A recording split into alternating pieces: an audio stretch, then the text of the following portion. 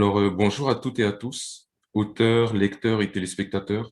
Nous vous remercions de votre intérêt pour le Salon du Livre et des Arts chrétiens évangéliques et nous vous souhaitons la bienvenue à cette rencontre Zoom, rencontre durant laquelle chacune de nos auteurs aura l'opportunité de partager à propos de leur expérience, de leur personne et de leur livre phare. Si vous avez des questions, notamment pour les lecteurs, n'hésitez pas à lever la main dans le Zoom et nous vous donnerons la parole pour poser votre question. Si vous avez 10 000 questions, ne vous inquiétez pas que nos auteurs auront 100 000 réponses à vous donner. Sans plus tarder, nous allons passer à la présentation de chacune de nos auteurs. Donc, à tour de rôle, chacune va comme nous présenter brièvement en environ 3 minutes ce que vous faites, qui êtes-vous et quel est le livre phare que vous présentez. Donc, nous allons commencer avec Jennifer, s'il te plaît.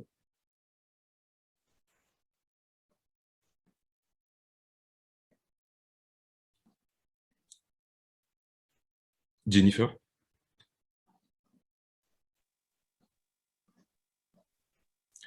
En attendant, on va commencer avec Cynthia.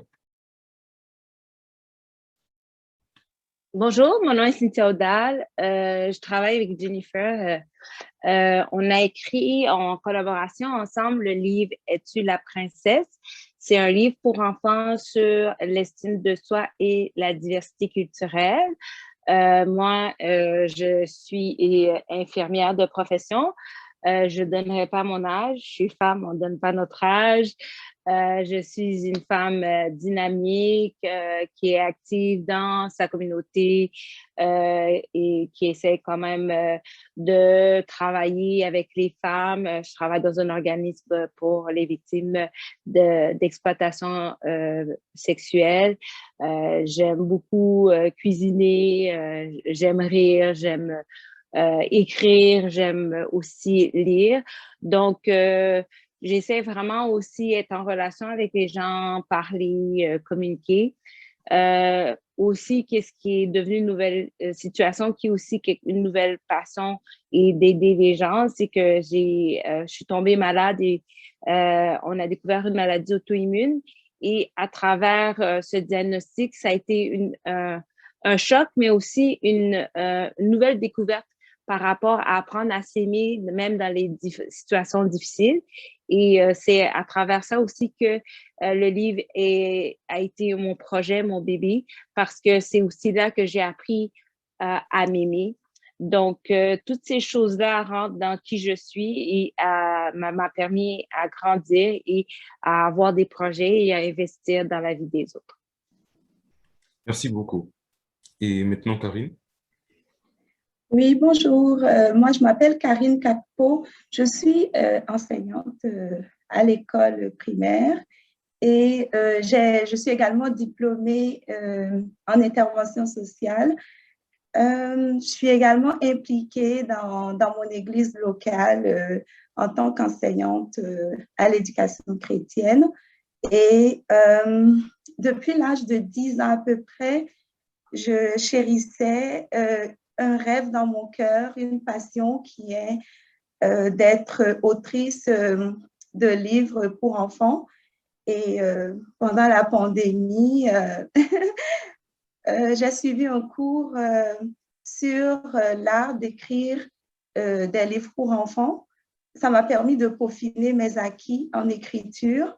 Et toujours pendant la pandémie, j'ai publié 3 livres, dont 2 albums et un petit roman illustré. Voilà. Et le livre dont je vais vous parler aujourd'hui, c'est La lumière invisible d'amour. Et puis, c'est un petit album illustré rempli de textes assez riches. Et voilà. Donc, vous voulez que je parle un petit peu plus du livre, si je comprends bien. Le livre permet à l'enfant qui aura ce livre en main, va découvrir le pouvoir, que ce soit constructeur ou destructeur des mots. Et le livre conduit graduellement l'enfant dans un mélange de styles imaginaires, de fantaisie et également teinté de la réalité. Et à faire les bons choix, les choix de mots, les choix réfléchis de mots, remplis de bienveillance envers l'autre et de découvrir comme ça peut être un baume sur le cœur et un pouvoir assez, disons, constructeur de joie et de paix pour l'autre. C'est basé, mon inspiration, l'inspiration de ce livre est tirée de 3 versets clés de la Bible, dont vous êtes la lumière du monde, et l'autre qui est aime ton prochain comme toi-même, et la vie et puis la mort sont au pouvoir de la langue. Donc tout ça, on ne parle pas littéralement de Jésus, mais l'enfant est transporté dans les valeurs chrétiennes en lisant ce livre-là. Parfait, merci beaucoup. Est-ce que Jennifer, ton micro fonctionne? Non. Ben, en attendant, Guédeline, est-ce que tu veux bien te présenter et nous présenter ton livre phare, s'il te plaît? Oui, donc j'espère que vous m'entendez bien. Bonjour à tous. Il y a un homme parmi nous. En tout cas, bonjour à toutes, bonjour à tous. Mon nom est Guédeline Desrosiers. Donc, ce que je fais, ce que je suis auteure jeunesse, mais je suis principalement enseignante aussi au primaire auprès des plus petits. Je travaille au milieu scolaire, ça fait une quinzaine d'années. Je suis consultante scolaire aussi et mon livre dont je vais vous parler, Lily Rose, la rencontre, est un livre que ça fait, je dirais, 7 ans environ que j'ai écrit depuis 2014. Donc, qui dormait en fait, qui était écrit, qui avait déjà été illustré une première fois, mais vraiment 2020, là, c'est amené très révélateur pour moi. Donc, j'ai pu amener mon projet à bout et le 27 mars dernier, j'ai fait le lancement de mon livre. Donc, je vous montre la première de couverture. Je ne sais pas si vous allez bien le voir, donc voilà. Alors, c'est un livre qui est fait pour les tout petits, de 4 à 8 ans. C'est un livre qui parle d'amitié. En fait, c'est une histoire d'amitié. C'est une rencontre un peu inattendue. Puis, bien sûr, le thème principal, c'est l'amitié. C'est un thème qui est assez universel, mais c'est beaucoup l'entraide aussi et voir un peu où est-ce que nos attentes peuvent nous mener quand on n'a pas nécessairement ce qu'on s'attend, mais qu'il y a peut-être du bon et du merveilleux quand on est peut-être ouvert à recevoir, si je peux le dire. Donc, c'est cela. Et c'est ce que je dirais sur moi jusqu'à présent. J'attendrai peut-être les questions pour laisser la chance aux autres de se présenter. Parfait, merci beaucoup. Et oui, on aura l'occasion d'en savoir plus. Et maintenant, Dash. Oui, bonjour. Je suis infirmière de profession. Présentement, ça fait à peu près 1 an que je suis enseignante en soins infirmiers dans un cégep. L'écriture, pour moi, ça a toujours été présent dans ma vie. J'utilise comme thérapie. Puis j'ai réalisé au fil du temps que qu'est-ce que j'écris, oui, principalement mes émotions, mes sentiments, mais j'ai réalisé que j'étais pas la seule à avoir ces genres de sentiments et d'émotions. Qu'est-ce que j'écris, ça rejoint vraiment beaucoup de personnes. Alors, c'était un moyen pour moi de me guérir en écrivant, en faisant une thérapie et aussi de faire comprendre aux autres qu'ils ne sont pas tout seuls et qu'il y a moyen de passer au travers, peu importe le chemin qu'on passe. Le livre que je vais vous parler aujourd'hui, ça s'appelle 49 poèmes spontanés ou pensées refoulées. Dans le fond, ce sont des mini petits poèmes sous forme de réflexion. Des fois, on a des conversations internes ou des répliques qu'on aimerait juste verbaliser, mais qu'on garde pour soi. Et que j'ai réalisé que, encore une fois, j'étais pas la seule à les garder pour moi. C'était vraiment une façon d'extérioriser mes mots. Voilà. Parfait, merci beaucoup. Et en attendant que Jennifer puisse trouver une solution pour son audio, ben, nous allons passer aux questions. Encore une fois, pour les lecteurs, sentez-vous libre de lever la main si vous avez une question spécifique pour une auteure. Et la première question sera pour Cynthia et Karine. Donc, quelle a été votre source d'inspiration concernant le livre phare que vous présentez aujourd'hui. Et on peut commencer avec Cynthia, s'il te plaît. Je vais juste être... Mais vous m'entendez?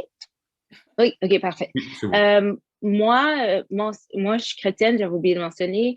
C'est comme un peu en deux phases. J'avais commencé le premier jet pendant un temps de prière parce que moi, j'ai pas d'enfant et ma question a toujours été si j'ai pas d'enfant, quel est mon cadeau à la nouvelle génération?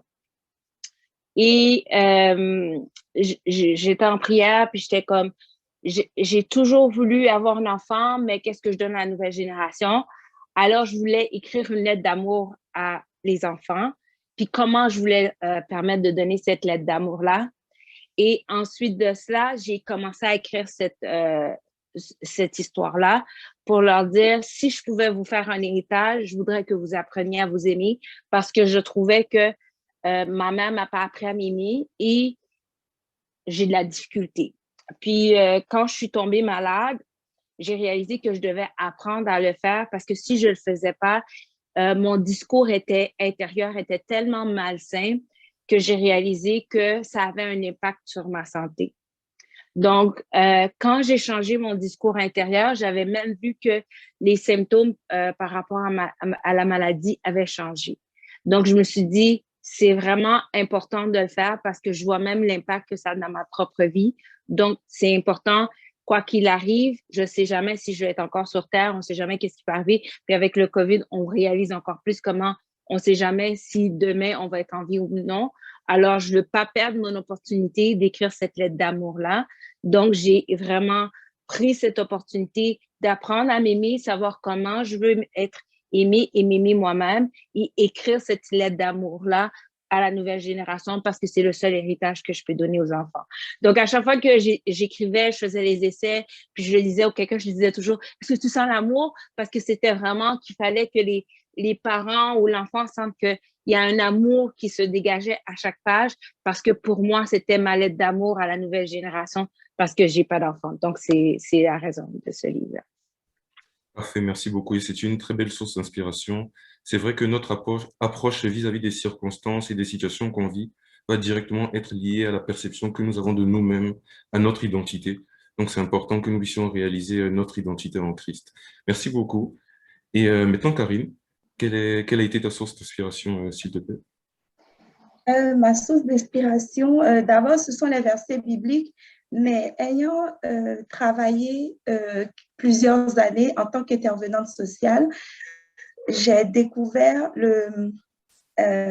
comment nos choix peuvent impacter non seulement nous négativement, mais toutes les personnes autour de nous et aller plus loin. Donc, je me suis dit, qu'est-ce que je peux faire en tant que personne qui n'œuvre plus dans l'intervention sociale dans ce milieu-là, mais qui est maintenant présente dans le milieu éducatif, quel serait mon apport?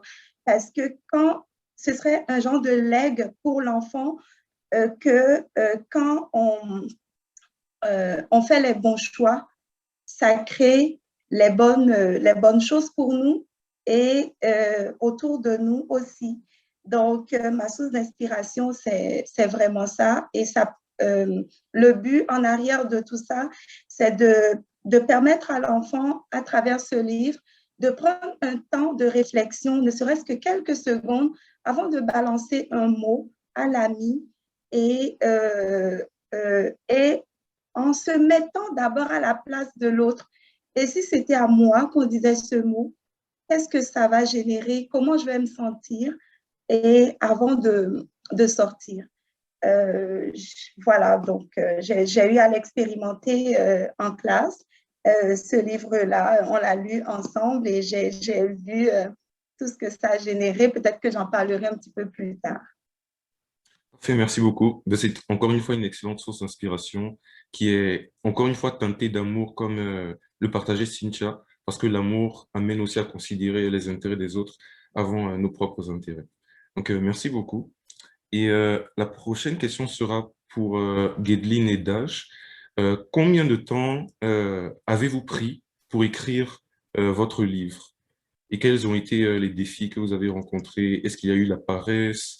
Est-ce qu'il y a eu des contraintes parmi tant d'autres qui vous ont comme ralenti dans votre productivité?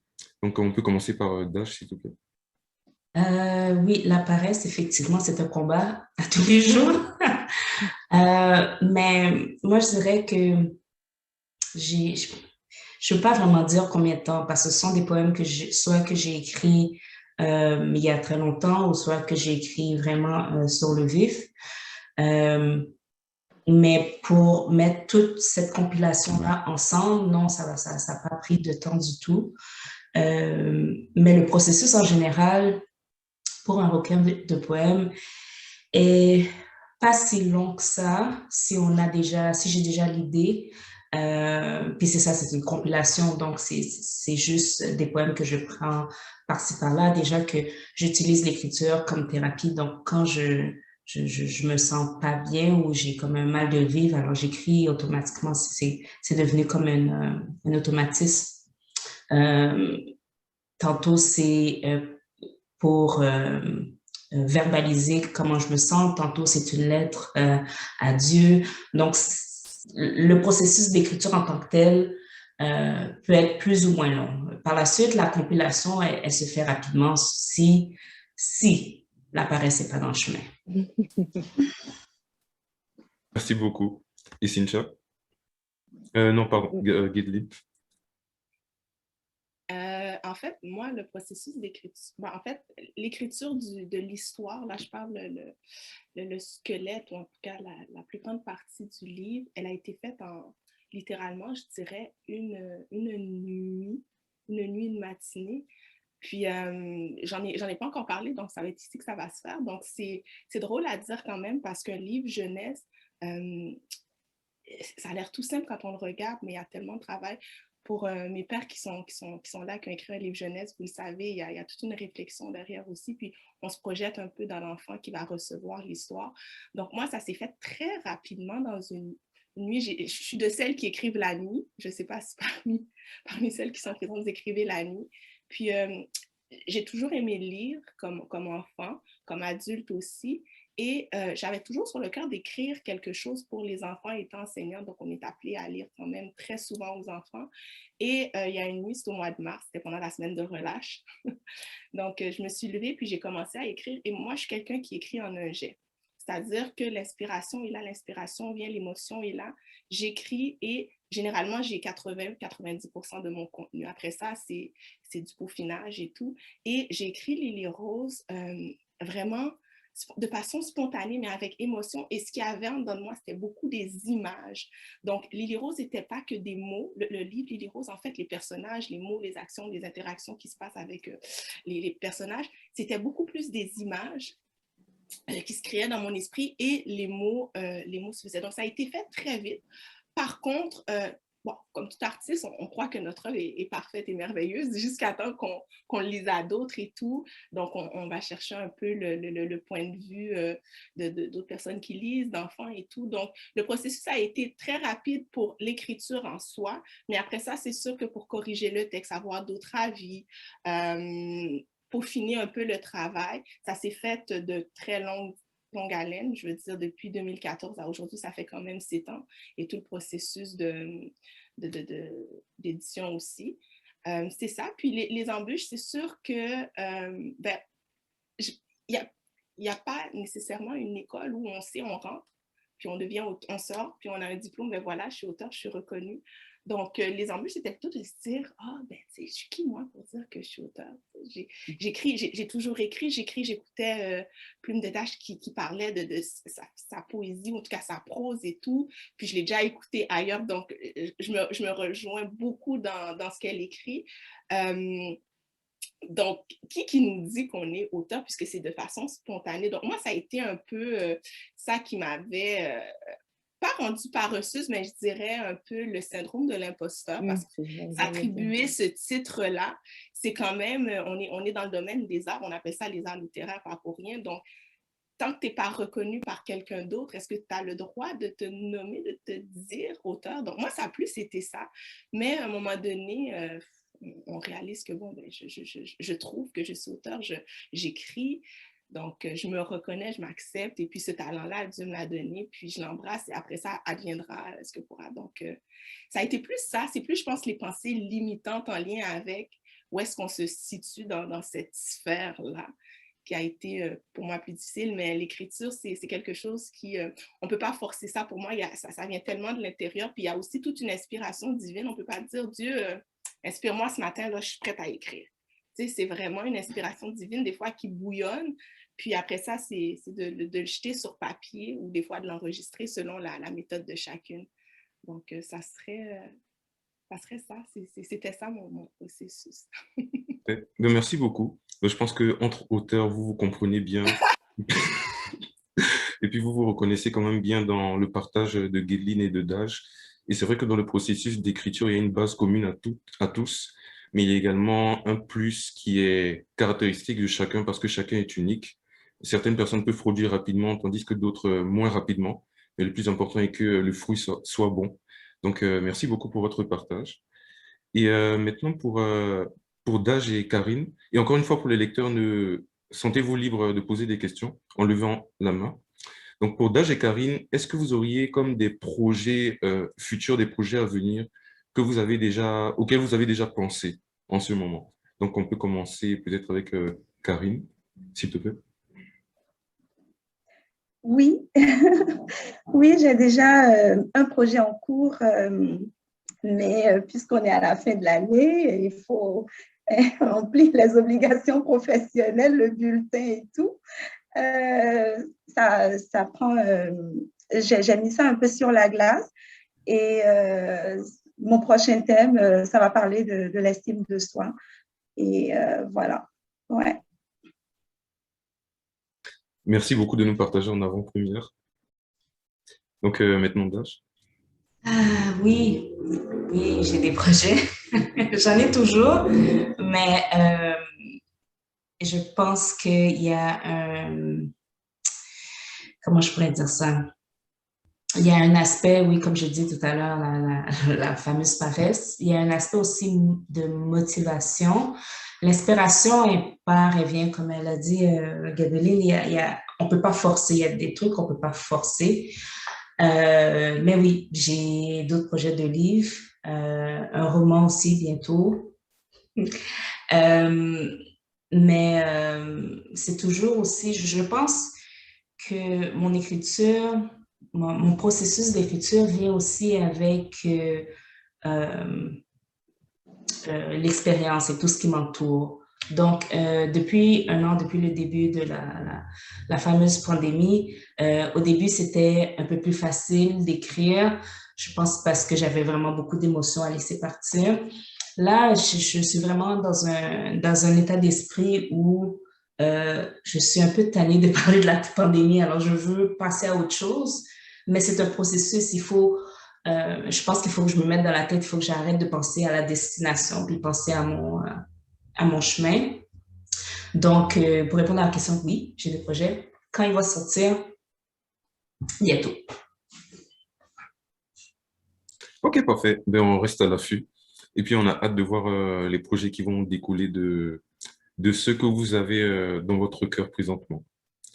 Donc, comme prochaine question pour Guedeline et Cynthia, euh, on voit vraiment que votre littérature est particulièrement axée sur la jeunesse, donc sur l'avenir de demain. Et je pense que Cynthia l'a un peu partagé dans l'une de ses interventions, mais comment est née en fait cette passion pour les jeunes? Donc, on peut commencer par Cynthia. Moi, j'aime les enfants. Mais tout le monde pensait que je serais la première à avoir des enfants, mais des fois, la vie, elle nous surprend tout le temps. Donc, c'est déjà une première chose. À mon église, j'étais impliquée, j'étais leader jeunesse, pas avec un titre, mais je chapeautais certains jeunes. Des fois, on m'appelait un peu la maman de certains jeunes.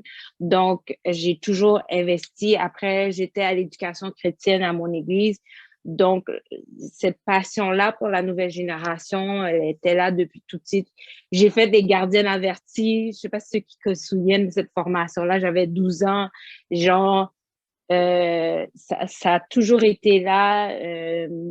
Donc, je pense que c'est quelque chose que Dieu m'a toujours déposé cette passion. Même c'est drôle, je pensais que j'allais travailler comme infirmière en pédiatrie, mais quand j'ai réalisé au stage que à chaque fois que je voyais un enfant malade, j'allais à la toilette pour pleurer. J'ai réalisé que je suis juste pas capable de voir un enfant malade. J'ai fait, OK, je vais pas aller en pédiatrie. C'est la seule raison pourquoi j'ai pas été. C'est juste une passion, un amour naturel d'avoir cet instinct maternel-là. Donc, pour moi, c'est juste une autre façon de prendre cette fibre maternelle-là et d'utiliser mon don et de l'agrémenter.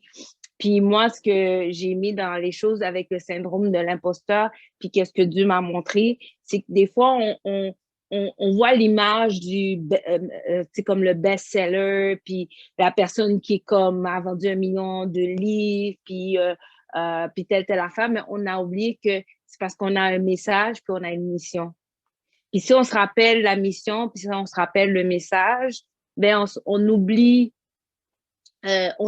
OK, bon, ben, tu sais, je fais pas des millions, des fois même on est à perte, mais quand une mère dit, oh, mon enfant a été touché, oh, ça l'a aidé, ben, tu te rappelles le message, puis tu te rappelles la mission, puis tu continues. Donc, alors à chaque fois que je me rappelle ma mission, puis mon message, puis que c'est pour les enfants, puis c'est cet amour, puis cette fibre maternelle-là, ben, ça continue. Et je continue à avoir ce drive-là, puis ce désir-là de continuer. C'est sûr que j'ai d'autres projets qui seraient plus pour les adultes, mais il y a cette fibre-là qui revient, qui me dit, ben, il faut que je fasse une autre chose pour garder mon aspect de est-ce que je veux toujours continuer à apporter un héritage pour la nouvelle génération. Donc, c'est ça que je pourrais donner.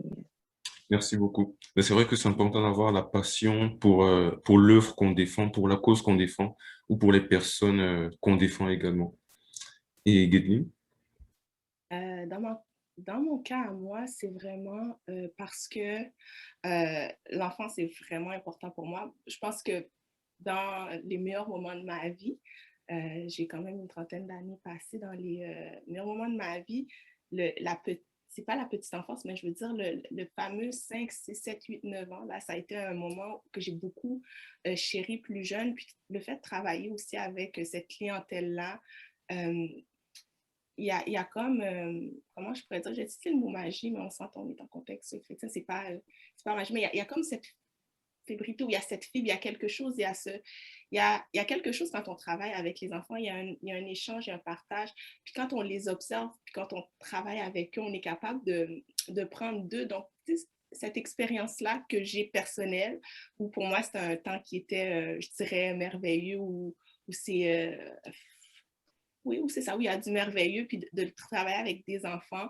Je pense que c'est ce qui, en fait, c'est ce que j'ai rassemblé, j'ai essayé de mettre dans ce livre-là aussi.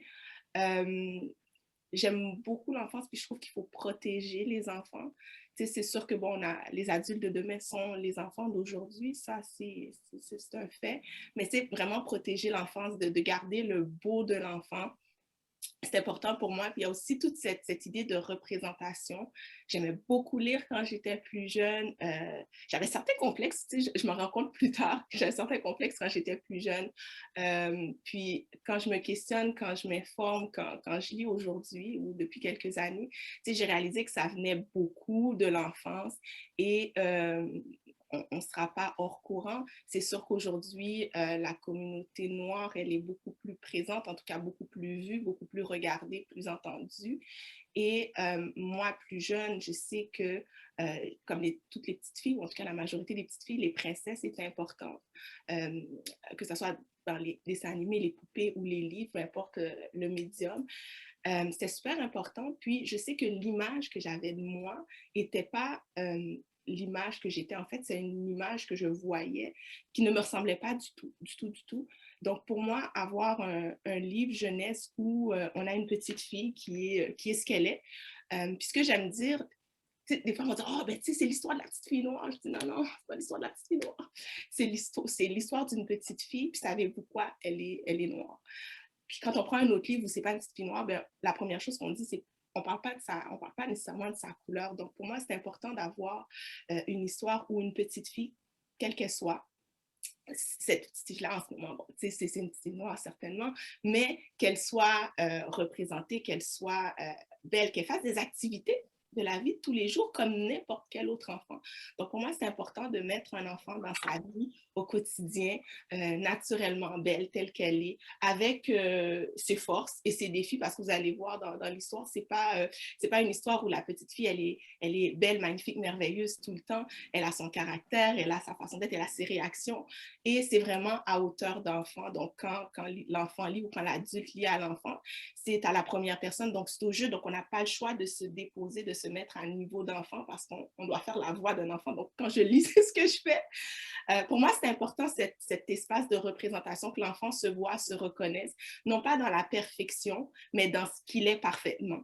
Donc, pour moi, c'est le livre Lily Rose, c'est vraiment ça. Et vraiment de protéger cette sphère, cet espace d'enfant, parce qu'on sait tous les dégâts qui peuvent y arriver quand l'enfant, dans son identité, n'est pas bien guidé, bien redirigé. Ou tout à l'heure, on parlait de paroles positives ou des bons mots. Donc, ça peut briser des enfants, que ce soit à l'intérieur d'un cocon familial ou socialement parlant de façon plus générale. Donc, moi, le livre Lily Rose, c'était ça. C'était une histoire que j'avais envie de raconter. Puis, c'est un peu les pages de mon enfance. Là, il y a un peu de soi dans ce qu'on écrit, qu'importe. Donc, c'est cela.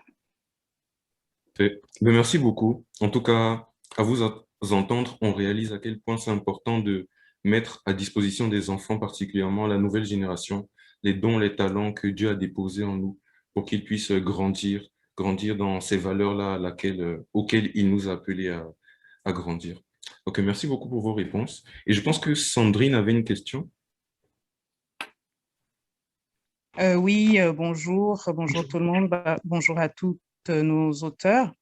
Ma question s'adresse à Karine, mais autant à tous nos auteurs que je suis en train de découvrir aujourd'hui. J'ai remarqué que leur point commun, c'était qu'elles écrivent pour des jeunes enfants. Alors, ma question, c'est de savoir, est-ce qu'elles vont rester éternellement des auteurs pour jeunes enfants ou elles envisageraient aussi un jour d'écrire pour des personnes d'âge plus mûres ou, je sais pas, ou si je peux dire, des plus grandes personnes? Est-ce que c'est juste qu'elles préfèrent rester elles préfèrent rester dans le monde des enfants ou elles envisageraient un jour d'écrire pour les plus grandes personnes? Est-ce que c'est quelque chose qu'elles verraient? Merci beaucoup pour la question et sentez-vous libre de répondre. Merci Sandrine pour ta question, elle est assez pertinente. C'est vrai que j'ai commencé à penser à ça suite à une animation en classe de 6e année, alors que mon livre s'adresse plus, mes livres s'adressent plus à un public de 4 jusqu'à 10 ans. Donc, mais là, mon collègue qui a acheté le livre m'a demandé de venir faire l'animation dans sa classe. Donc, j'étais allée pour animer et les élèves m'ont posé la question exactement comme toi, si j'allais rester autrice de littérature jeunesse ou si j'envisage faire quelque chose d'autre pour les adultes. Alors, donc, pour l'instant, mon inspiration, c'est vraiment basée sur le jeune public. Et depuis cette question, il y a un mois, j'ai commencé à niveler vers le haut et aller chercher un peu plus d'outils pour chercher le public de 3e cycle. Parce que là aussi, il y a des défis, il y a des choses à leur faire passer, des valeurs, à leur inculquer, les équiper pour vivre certains défis auxquels ils vont être confrontés et tout. Donc, oui, pour l'instant, oui, j'aimerais aller dans les romans pour les plus grands et ça me prendrait des outils additionnels et pourquoi pas un jour publier un roman pour adultes comme certaines personnes. Donc, c'est à suivre. Merci beaucoup. Il y a Nathalie qui demande ce que signifie 3e cycle. Alors, le 3e cycle, ce sont les enfants de 5e et 6e année. Merci. Merci. Donc, sentez-vous libre, les autres auteurs. Moi, je dirais plus que J'avais commencé mon compte Instagram et je fais un peu plus la femme en général. Donc, je touche les enfants, mais je touche aussi la femme adulte. Parce que ce que j'essaie de faire, c'est de faire que la conversation va avec la mère et la fille. Donc, des fois, j'ai créé du matériel pour que la mère puisse parler avec la fille ou la mère fait des activités pour elle-même. Mais en tant qu'infirmière, j'ai aussi des documents, des choses que je fais.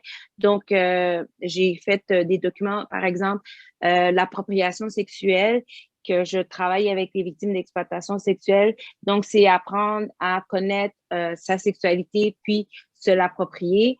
Donc, avec les femmes de mon église, j'ai fait une étude biblique sur les émotions.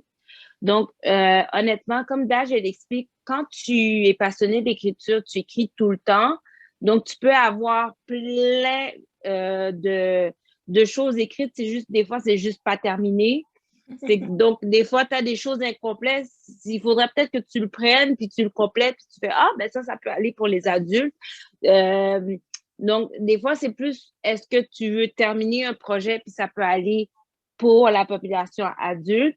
Moi, mon but, ce serait plus de faire pour les enfants, mais faire aussi pour la mère, puis de créer ce pont. Parce que aussi, il faut briser, comment j'expliquais ça à quelqu'un? Il faut briser le cycle. Si la mère se sent insécure, puis elle a le discours, la fille va projeter et ça continue. Mais si la mère, elle apprend à s'aimer, puis elle est capable de se valoriser, ben la fille va le voir, puis elle va apprendre à s'aimer, puis elle va pouvoir aussi avoir le dialogue, puis elle va continuer et le cycle est brisé. Donc, si c'est juste à le faire avec l'enfant, mais pas le travailler avec la mère, ça va pas vraiment, on va pas briser le cycle. Fait que pour moi, c'est autant important de travailler avec l'enfant que travailler avec la mère. Fait que pour moi, c'est important de faire des outils autant pour la mère, autant pour pour l'enfant. Et si c'est possible, c'est autant de le faire pour le frère que pour le père. Donc, pour que le cycle est brisé partout. Sinon, on fait quelque chose où, exemple, on donne la nourriture, mais on n'apprend pas les gens à cuisiner, ou on donne de la nourriture, mais on n'apprend pas les gens à travailler. Donc, les gens vont continuer à prendre la nourriture, mais ils ne vont pas briser le cycle de la pauvreté. Donc, c'est la même chose sur l'estime de soi, sur la valorisation.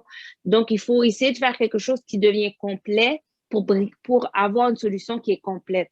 Donc, pour moi, dans ma vision personnelle, c'est d'essayer de faire des outils qui vont être sur toutes les sphères, qu'on est capable de pouvoir apporter une solution complète. Donc, qui est ma vision, c'est autant d'apporter des fois des activités qui est pour la mère et la fille ensemble, à travailler ensemble, ou un outil qui est pour la mère et pour l'enfant. Donc, oui, c'est dans ma vision d'apporter pour les deux, pour que ça apporte ce genre d'impact-là. Merci beaucoup.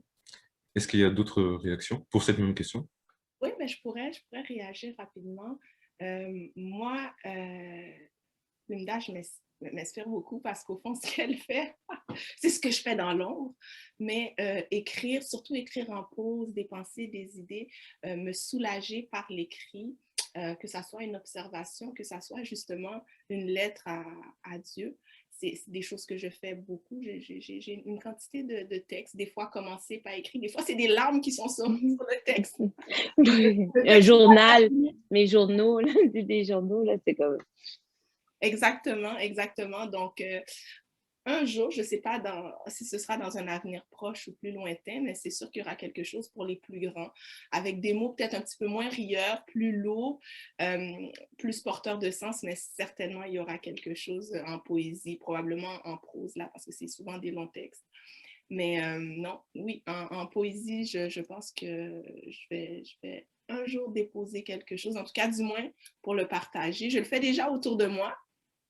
Mais éventuellement, je le partagerai probablement avec le grand public. Je pense que ça demande un courage aussi pour faire ça, parce que écrire pour des enfants, c'est drôle, on a du plaisir, mais parler avec des mots de ses sentiments intérieurs, de ses craintes, de ses peurs, de ses douleurs, de ses blessures, ou même de ses joies aussi, parce qu'il n'y a pas que de la tristesse là-dedans, ça demande un certain courage. Puis bon, voilà.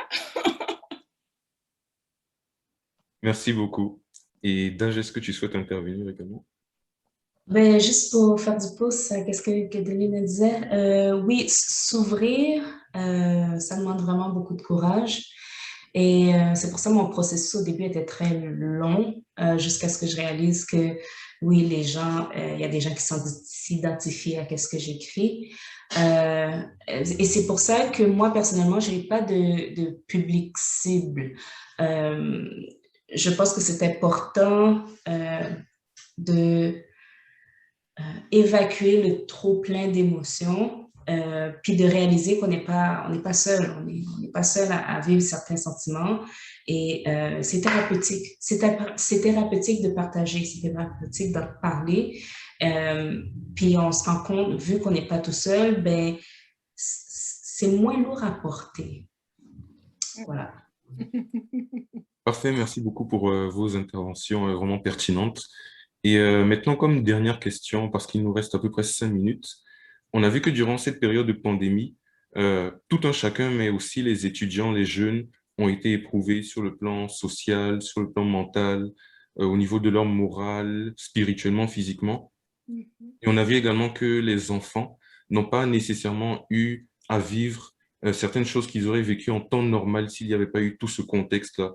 Il y a peut-être des amitiés qu'ils n'ont peut-être pas nécessairement vécues. On a vu que particulièrement ici au Québec, certains adolescents n'ont pas pu, par exemple, avoir leur bal de fin d'année. Donc, des choses qui sont vraiment importantes pour eux et pour cette génération-là. Donc, est-ce que vous auriez en quelques secondes un message, en fait, d'encouragement à apporter, que ce soit pour les enfants ou les jeunes? Donc, on peut commencer par Karine, s'il te plaît.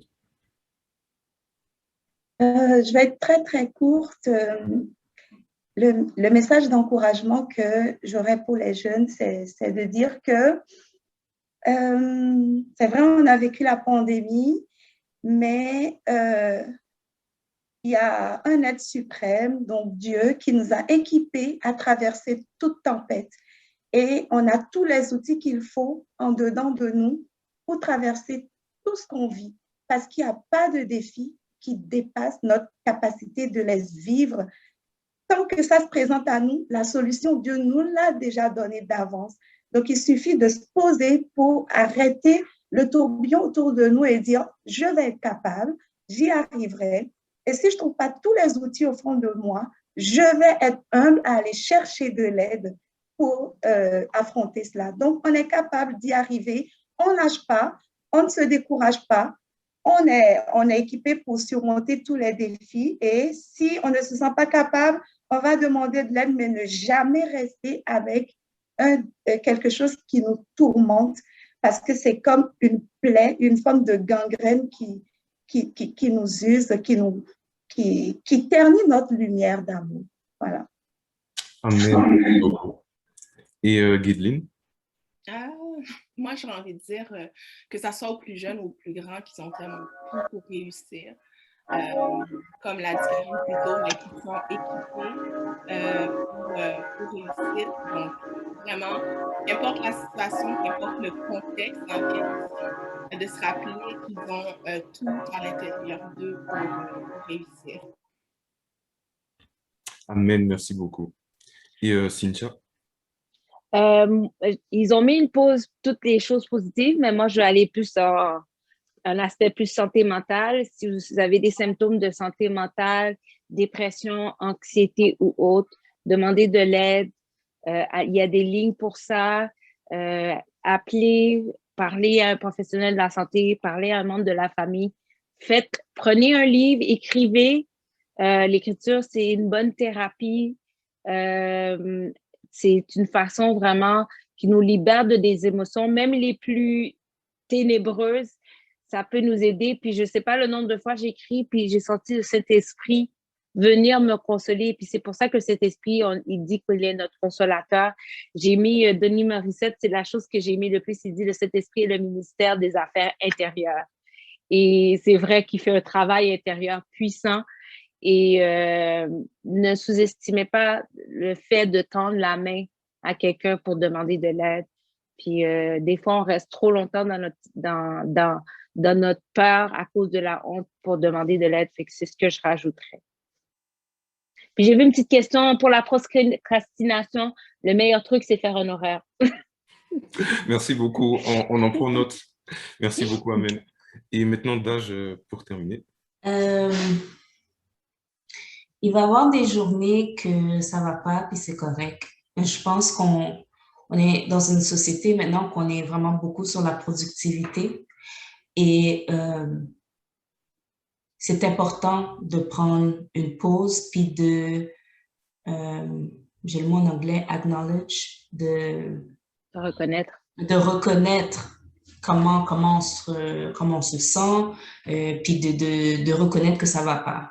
Il faut prendre ce temps-là, il faut prendre cette pause-là. Puis écoute, Dieu a pris une pause après 6 jours, c'est pas toi qui peux pas prendre de pause.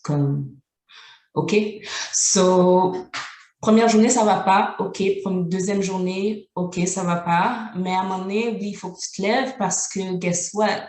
On peut s'appuyer sur un Dieu qui est éternel puis qui nous soutient vraiment, vraiment. Donc, si on prend vraiment le temps de s'appuyer sur lui, puis pas sur nos idées noires, mais vraiment s'appuyer sur lui, oui, il y a des choses extraordinaires qu'on peut faire. Amen, merci beaucoup. Ben, on aurait pu terminer en beauté sur vos dernières interventions, mais il y a une dernière question. Donc, on va quand même la poser. Et cette question, c'est quelles sont les réactions des jeunes ou des enfants à vos livres? Et on peut peut-être prendre une personne, celle qui se sent la plus inspirée. Je vais y aller. Tu vas y aller? Vas-y. Ben, on peut terminer avec Guédeline et Karine. OK, bon, je vais y aller. La réaction première, moi, j'ai accès à un groupe de jeunes qui est le public cible du livre que j'ai en ce moment. La première réaction, quand j'ai montré la première de couverture, bien sûr, la tête de l'enfant est à l'envers et c'est fait exprès avec l'illustratrice. Ça a été, il y a vraiment, la réaction, elle a été vraiment physique, wow, puis après ça, c'est de se demander, bon, ben, pourquoi qu'elle a la tête à l'envers, et voilà. Elle est comme ça, et par la suite, tout au long de l'histoire, je peux vous montrer des pages et tout. Je vais juste vous montrer une page ici, là. Alors, on voit, bon, c'est la petite fille qui est dans son salon, qui écoute la télé, c'est Lily. Et la réaction des enfants, des filles, premièrement, a été de se voir, et je travaille en milieu pluriethnique. Donc, j'ai des enfants du Maghreb, des enfants noirs, des enfants caucasiens, peu importe, des enfants de partout, je dirais. Et les petites filles ont vraiment eu cette réaction. C'était « wow, tu sais, elle est belle ». Puis, si je vais un petit peu dans un spectre un petit peu plus serré, là, les petites filles noires touchaient littéralement leurs cheveux. Puis c'est comme moi, puis c'est comme moi. Après ça, bon, il y a un petit garçon aussi dans l'histoire, là. C'est pas juste une histoire de petite fille, il y a un petit garçon. La réaction de façon générale, c'était le fait de se reconnaître. Et moi, ça a été un beau salaire finalement. C'était de se voir, de se reconnaître physiquement, mais aussi dans les activités que font les enfants dans cette histoire, les réactions, la façon dont les personnages parlent aussi. Donc, moi, ça m'a touchée parce que c'est ce que je voulais, c'est qu'il y ait une représentation. Et autant pour les petites filles, les petits garçons, les activités, la façon de parler ou la façon de penser aussi des personnages, ça allait rejoindre beaucoup les enfants. Donc, oui, ça a été la réaction. Se reconnaître, se voir. Et je voulais que le livre soit un peu un miroir où on se parle, puis où on s'autocritique, puis on a du plaisir avec ça, puis on chemine aussi. Excellent, merci beaucoup. Et Karine? Quand j'avais montré la page couverture à mes élèves, ce qui les a intrigués, c'est l'ampoule dans le cœur. Donc, ils ont dit, mais pourquoi il y a une ampoule dans le cœur, Mme Karine? Et puis, qu'est-ce que la luciole est en train de faire là? Donc, tout au long de la lecture, ils ont découvert le pourquoi de la lumière dans le cœur. Et arrivé sur cette page, ils ont été complètes. Ils ont montré une réaction, ils sont comme emballés. Oh, Karine, est-ce qu'on peut concocter dans notre classe la boîte de souvenirs d'amour? Comme ça, quand on fait les bons choix, on écrit notre nom, on met dans la boîte et comme ça, à la fin de chaque vendredi avant la période de jeu, mais on compte notre nom, combien de fois on a fait briller la lumière dans notre cœur sans qu'on voit ça. Donc, je dis, mais c'est ça. Et quand j'ai fait l'animation dans la classe de mon collègue, ils ont eu la même réaction qu'ils vont probablement initier cette boîte de souvenirs d'amour chez eux à la maison. Au moins une personne me l'a dit. Donc, c'est ça. Et le message, c'est vraiment l'empathie, l'amitié, la tolérance et faire attention à nos choix de mots pour faire briller notre lumière.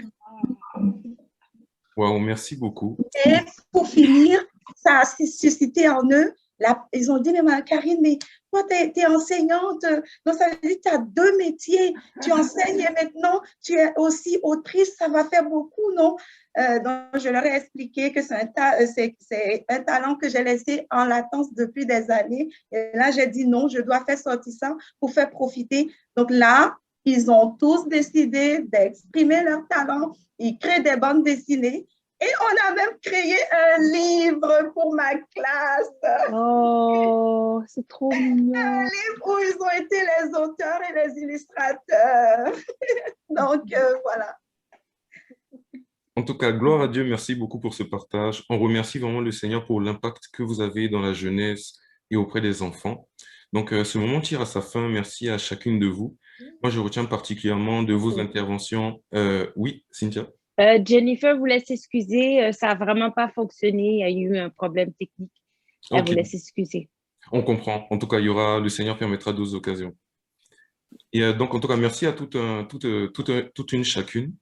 Donc, je retiens particulièrement de vos interventions vraiment un écho à l'amour au travers de vos œuvres, au travers de vos interventions. On voit vraiment que les valeurs que vous partagez rejoignent vraiment cette idée de l'amour de Dieu. Et la parole de Dieu nous dit justement qu'à une époque où à peine donnait-on sa vie pour un homme bien, Christ autant marqué s'est donné pour nous. Donc Christ, dans son amour, nous a considérés au travers de son regard d'amour, au point qu'il n'a pas considéré notre apparence, mais il est allé plus loin et il a vu le meilleur vers lequel nous pouvions tendre en lui. Et c'est donc important que nous puissions être remplis de cet amour, que nous ayons la révélation de cet amour, pour que la perception que nous avons de nous-mêmes change et qu'on soit ensuite capable de donner aux autres ce qu'on a reçu. Et comme vous l'avez partagé justement, d'investir dans la nouvelle génération pour les accompagner dans la découverte de leur identité en Christ. Donc, merci à chacune de vous. Je suis sûr que plein d'enfants et plein de jeunes qui écoutaient ce moment et qui écouteront ce moment dans le futur diront vraiment Amen et seront vraiment transformés au travers de leur vie par vos interventions. Donc, merci beaucoup et soyez bénis. Merci. Merci. Bye. Merci. Bye. Bye.